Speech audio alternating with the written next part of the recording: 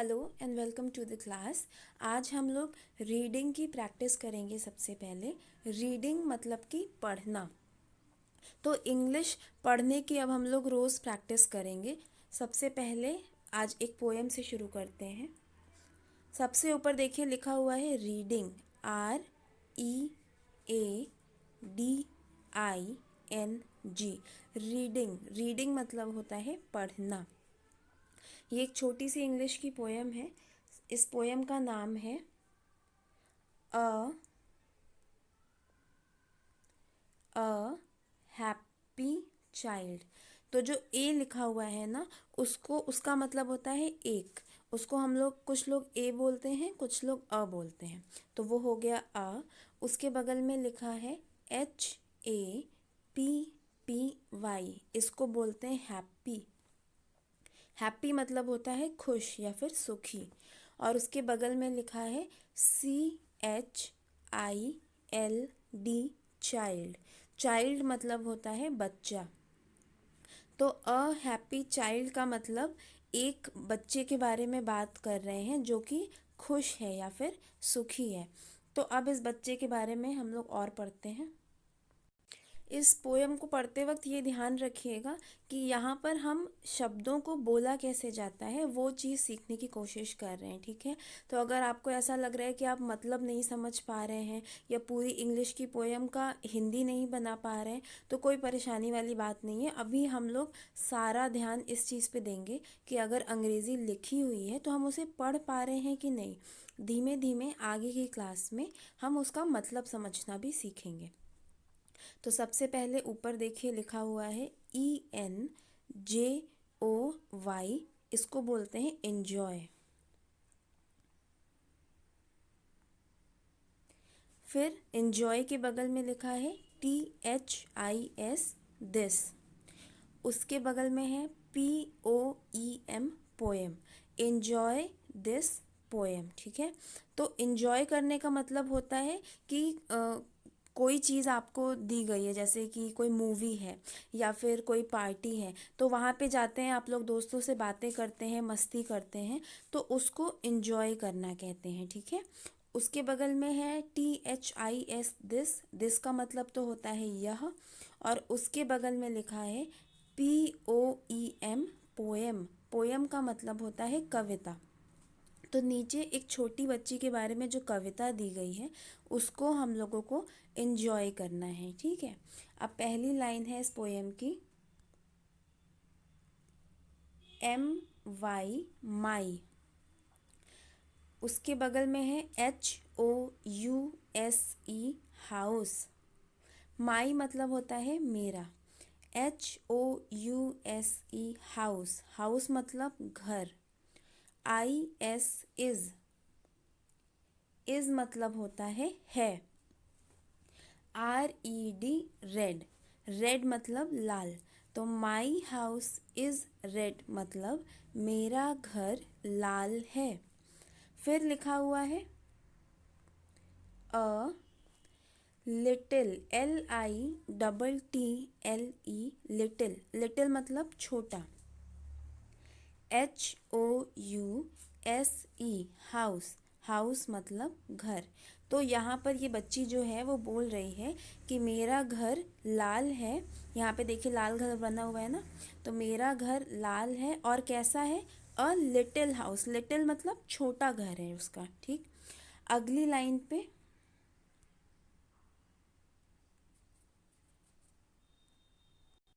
लिखा है अ, फिर से अ बना है, अ मतलब एक।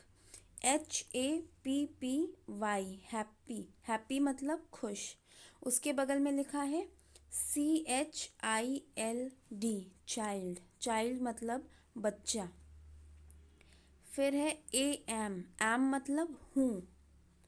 आई मतलब मैं। तो अ हैप्पी चाइल्ड एम आई, मतलब कि मैं एक सुखी बच्ची हूँ या फिर खुश हूँ। उसके बाद अगली लाइन में है, देखिए तीसरी लाइन में लिखा है आई मतलब मैं। उसके बगल में है LAUGH, इसको इंग्लिश में बोलते हैं laugh. I laugh, AND, and. Play, PLAY, play, the, THE, the, WHOLE, whole, DAY, day, LONG, long. तो इसका आप शुरू से मतलब समझने की कोशिश करते हैं। आई लाफ मतलब तो क्या हो गया कि आई लाफ, मैं हंसती हूँ। फिर है ये एंड का मतलब होता है और। उसके बगल में है PLAY, प्ले, प्ले मतलब खेलना। तो आई लाफ एंड प्ले मतलब मैं हंसती हूँ और खेलती हूँ। फिर इस द का मतलब कुछ नहीं है। WHOLE, होल मतलब पूरे के पूरे। डे मतलब दिन। लॉन्ग मतलब सारा दिन। ठीक, तो मैं पूरे के पूरे दिन क्या करती है वो बच्ची? लाफ एंड प्ले, हंसती है और खेलती है। उसके नीचे वाली लाइन पर आते हैं। आई मतलब मैं, HARDLY, हार्डली। हार्डली मतलब होता है मुश्किल से। तो आई हार्डली मतलब मैं बहुत मुश्किल से। EVER, इसको पढ़ते हैं एवर। एवर मतलब कभी। CRY, क्राई, क्राई मतलब रोना। तो मैं कभी बहुत मुश्किल से रोती हूँ। मतलब कि ये बच्ची अपने बारे में बोल रही है कि मैं सारा का सारा दिन सिर्फ हंसती और खेलती रहती हूँ और कभी बहुत मुश्किल से ही मैं रोती हूँ, मतलब बहुत कम रोती है ये बच्ची। उसके बाद देखते हैं आगे क्या लिखा है। आई मतलब मैं, HAVE, हैव मतलब मेरे पास है। ए मतलब एक। TREE, ट्री, ट्री मतलब पेड़। तो मेरे पास है एक पेड़। फिर ए, इसको अ भी पढ़ते हैं तो GREEN, ग्रीन, ग्रीन मतलब हरा। फिर लिखा है GREEN, ग्रीन, इसका मतलब भी हरा हो गया। उसके बगल में लिखा है TREE, ट्री। तो इस लाइन में ये बच्ची बोल रही है, ट्री का मतलब होता है पेड़। तो इस लाइन में ये बच्ची बोल रही है कि मेरे पास है एक पेड़, एक हरा हरा पेड़। ठीक है, तो इस बच्ची जिस पे इसने झूला डाला हुआ है, इस पेड़ के बारे में ये बोल रही है कि आई have a tree, a green green tree. अगली लाइन देखते हैं। TO, टू मतलब होता है के लिए और बहुत अलग अलग जगहों पे अलग अलग तरीके से इस्तेमाल होता है। यहाँ पर आप समझ लीजिए टू मतलब के लिए। उसके बगल में है SHADE, शेड, शेड मतलब होता है छाया। ME मतलब मुझे। FROM, फ्रॉम मतलब से। THE, द मतलब कुछ नहीं होता। और SUN, सन मतलब सूरज। तो ये पूरी लाइन शुरू से पढ़ें तो है to shade me from the sun. Shade करना मतलब किसी को छाया देना। जैसे कि जब हम लोग कहीं धूप में जा रहे होते हैं तो कोई पेड़ अगर हमारे ऊपर आ जाए तो हम लोग उसके नीचे चलना ज़्यादा पसंद करते हैं ना, क्योंकि उसमें छाया होती है। तो ये बता रही है कि ये जो हरा सा पेड़ है उसकी छाया इसको किस चीज़ से बचाती है? सूरज की रोशनी से बचाती है। To shade me from the sun, जब सूरज की रोशनी बहुत तेज़ होती है और इसको खेलना होता है तो ये क्या करती है? ये पेड़ की छाया में जाकर के खेलती है, जिससे इसको धूप नहीं लगती। तो ये हो गया। अगली लाइन देखते हैं। AND, एंड मतलब और। UNDER, अंडर मतलब के नीचे। IT, इट, इट मतलब होता है उसके। आई मतलब मैं। OFTEN, ऑफन, ऑफन मतलब होता है अक्सर। SIT, सिट, सिट मतलब बैठती हूँ। तो अब इस पूरी लाइन का मतलब, and under it I often sit, और उसके नीचे मैं अक्सर बैठती हूँ। किसके नीचे अक्सर बैठती है? पेड़ के नीचे बैठती है। फिर अगली लाइन में यहाँ पे आखिरी लाइन में लिखा हुआ है WHEN, H फॉर hen के बगल में E है, वो शायद आप लोगों को C लग रहा हो लेकिन वो E है। तो WHEN को बोलते हैं when। यहाँ पर उसका मतलब है जब। ALL all, all मतलब सारा। MY माई मतलब मेरा। PLAY प्ले मतलब खेल। IS इज मतलब होता है। DONE डन मतलब पूरा हो जाता है। तो ये बच्ची इस लाइन में बोल रही है when all my play is done, जब मेरा सारा खेल ख़त्म हो जाता है। मतलब कि इसने बोला कि वो जो पेड़ है ना, जो उसको सूरज की रोशनी से बचाता है, ये अक्सर उसके नीचे तब जाकर बैठती है जब इसके सारे खेल पूरे हो जाते हैं। तो यहाँ पर हम लोगों ने इस छोटी बच्ची के बारे में ये कविता पढ़ी है। इस कविता को आप लोग चाहो तो रफ कॉपी में लिख करके इसको बोलने की प्रैक्टिस कर सकते हैं, ठीक है। अभी सिर्फ आप पढ़ने की कोशिश करिए। अगर आपको नहीं समझ में आता है कुछ, आप मुझसे पूछ भी सकते हैं और ज़्यादा परेशान भी मत होइए, क्योंकि वो धीरे धीरे आएगा। अभी सबसे पहले हम लोग पढ़ना सीखेंगे। एक बार फिर से मैं पूरी पोयम रीड कर रही हूँ और फिर हम लोग आगे बढ़ेंगे। सबसे पहली line, my house is red. अगर आप लोग भी मेरे साथ पढ़ेंगे तो अच्छा रहेगा। My house is red, a little house, a happy child am I laugh and play the whole day long, I hardly ever cry. अब अगली लाइन में है, I have a tree, a green green tree, to shade me from the sun, and under it I often sit when all my play is done। तो ये 8 line की poem है। इसको please rough copy में लिख कर बोलने की प्रैक्टिस करिए एक दूसरे के साथ। अगर आपको एक चीज़ नहीं समझ में आ रही है तो आप अपने फ्रेंड के साथ पूछ सकते हैं और मिल करके इसको बोलने की प्लीज़ प्रैक्टिस करिएगा। छोटी सी पोएम है, अगर याद कर लेंगे तो अच्छा रहेगा। अब हम लोग आगे बढ़ते हैं। हम लोगों ने पिछली बार फेयर कॉपी में वर्ब लिखा था, है ना। तो वर्ब में मैंने आप लोगों को ये भूल गई थी मैं बताना कि आप लोगों को ये चैप्टर 7 लिख करके लिखना है। तो जहाँ पर आपने ये इंग्लिश में ये लिखा होगा ना, उसके ही बगल में चैप्टर 7 लिख लीजिए। ये आपका 7वां चैप्टर है। और अब जो नए शब्द मैं बता रही हूँ वो जहाँ पुराना काम किया है ना, उसी के नीचे से आप लोग लिखना शुरू कर सकते हैं। नए पेज पे जाने की ज़रूरत नहीं है। जहाँ पे पिछला काम ख़त्म हुआ था, लाइंस आप लोगों ने लंबी लंबी खींची होंगी, उसी के नीचे से इसको भी शुरू कर दीजिएगा।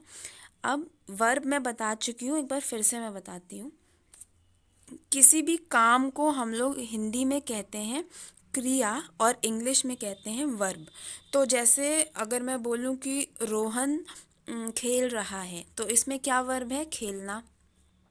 अगर मैं बोलूं कि सीता पढ़ रही है, तो सीता क्या काम कर रही है? पढ़ रही है। तो पढ़ना यहाँ पर वर्ब हो गया। इसी काम को जब हम लोग अंग्रेज़ी में बोलते हैं तो अंग्रेज़ी में बोलने के अलग अलग तरीके होते हैं। वर्ब के अलग अलग 3 तरीके होते हैं। वो हम लोगों को तीनों के तीनों तरीके पता होने चाहिए, तभी हम लोग अंग्रेज़ी लिख पाएंगे और समझ पाएंगे। इन तीनों तरीकों का नाम है, आसानी के लिए हम लोग इसको 1 2 3 बोलते हैं।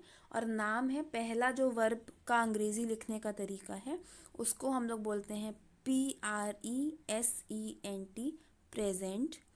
दूसरा तरीका जो है उसको बोलते हैं PAST, पास्ट। और तीसरे तरीके को बोलते हैं PAST, पास्ट, PARTICIPLE, पार्टिसिपल। तो वही चीज़ जो हिंदी में सिर्फ एक तरीके से बोली जा रही है, जैसे कि पीना, पानी पीना या चाय पीना, उसको अंग्रेज़ी में हम 3 तरीके से बोल सकते हैं। पहला तरीका है ड्रिंक, दूसरा ड्रैंक, तीसरा ड्रंक। तो अब फिर से लाइंस अगर आपने नहीं खींची है तो लाइंस खींच लीजिए, और अगर खींच ली है तो लिखना शुरू करिए। सबसे पहला शब्द आज का है हमारा पीना। पीने को इंग्लिश में पहला तरीका है वर्ब का DRINK, ड्रिंक। दूसरा तरीका है DRANK, ड्रैंक। और तीसरा तरीका है DRUNK, ड्रंक। स्पेलिंग का ध्यान दीजिएगा। यहाँ पर देखिए, यहाँ पर A है, यहाँ पर I है, यहाँ पर U है। अगला शब्द लिखिए एक लाइन छोड़ के, खाना। खाने को पहला तरीका जो है वो लिखने का वो है ईट, EAT, ईट। दूसरा है एट, ATE, एट। और तीसरा है ईटेन, EATEN, ईटेन। आराम से वीडियो रोक कर लिख सकते हैं, मैं आगे बढ़ रही हूँ। उसके बाद अगला शब्द है, एक लाइन छोड़ के लिखिएगा, गिरना। गिरने को पहला जो वर्ब का फॉर्म है वो है FALL, फॉल। दूसरा जो फॉर्म है वो है FELL, फेल। और तीसरा है FALLEN, फॉलन। स्पेलिंग बहुत ध्यान से लिखिएगा। यहाँ पे A है, यहाँ पे E है और यहाँ पे EN है आखिरी में, फॉलन। अगला शब्द देखते हैं, महसूस करना। महसूस करना, जैसे हम ठंडी महसूस करते हैं या गर्मी महसूस करते हैं या कोई भी चीज़ महसूस करते हैं, उसको इंग्लिश में कहते हैं वर्ब की पहली फॉर्म में फील। दूसरे फॉर्म में कहते हैं फेल्ट, FELT, फेल्ट। तीसरे फॉर्म में भी कहते हैं फेल्ट, FELT, फेल्ट। फिर एक लाइन छोड़कर लिखिए, स्पेलिंग का ध्यान दीजिएगा। एक लाइन छोड़कर लिखिए, लड़ना। लड़ना को वर्ब की पहली फॉर्म में कहते हैं FIGHT, फाइट। वर्ब की दूसरी फॉर्म में कहते हैं FOUGHT, फॉट। और तीसरी फॉर्म में भी कहते हैं FOUGHT, फॉट। स्पेलिंग का ध्यान दीजिएगा। अगला शब्द है कुछ मिल जाना। कोई सामान या कोई चीज़ मिल जाने को हम लोग कहते हैं फाइंड, FIND, फाइंड। उसके बाद दूसरी फॉर्म में उसको कहते हैं फाउंड, FOUND, फाउंड। और तीसरे वाले को भी कहते हैं फाउंड, FOUND, फाउंड। स्पेलिंग ध्यान से देख लीजिए, वीडियो पॉज करके। मैं अगला शब्द देख रही हूँ, उड़ना। उड़ने को वर्ब की पहली फॉर्म में कहते हैं फ्लाई, FLY, फ्लाई। उसके बगल वाले खाने में लिखिए फ्लू, FLEW, फ्लू। और सबसे आखिरी वाले खाने में लिखिए फ्लोन, FLOWN, फ्लोन। फिर एक लाइन छोड़कर लिखिए भूल जाना। भूल जाने को इंग्लिश में कहते हैं फॉरगेट, FORGET, फॉरगेट। वर्ब की दूसरी फॉर्म में कहते हैं फॉरगॉट, FORGOT, फॉरगॉट। और वर्ब की तीसरी फॉर्म में कहते हैं फॉरगॉटन, FORGOTTEN, फॉरगॉटन। फिर एक लाइन छोड़ करके नया शब्द लिखिए माफ़ करना। माफ़ करने को इंग्लिश में वर्ब की 3 तरीके से बोलते हैं। पहला जो तरीका है वो है फॉरगिव, FORGIVE। दूसरे तरीके से कहते हैं फॉरगिव, FORGAVE। यहाँ पे ध्यान दीजिए, यहाँ पर I है और यहाँ पर A है। और सबसे आखिरी तीसरी जो फॉर्म है वर्ब की, उसमें कहते हैं फॉरगिवन, FORGIVEN।